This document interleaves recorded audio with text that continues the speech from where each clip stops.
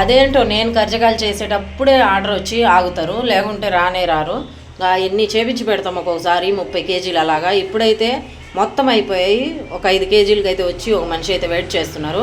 వాళ్ళ కోసం అని చెప్పేసి నేను కూడా కూర్చొని తొందరగా అయితే చేసిస్తున్నాము. ఇంతకుముందు తీసుకెళ్ళిన వాళ్ళే మళ్ళీ తీసుకెళ్తూ ఉంటారు. ఎందుకంటే ఐటెం అంత నీట్గా అంత టేస్టీగా ఉంటుంది కాబట్టి. ఈ కర్జకాయ అదొకటి ట్రెడిషనల్. ఈ పెళ్లి సీజన్లో వస్తే ఇవే ఎక్కువ వాడతారు, ఇళ్లలో తింటారు.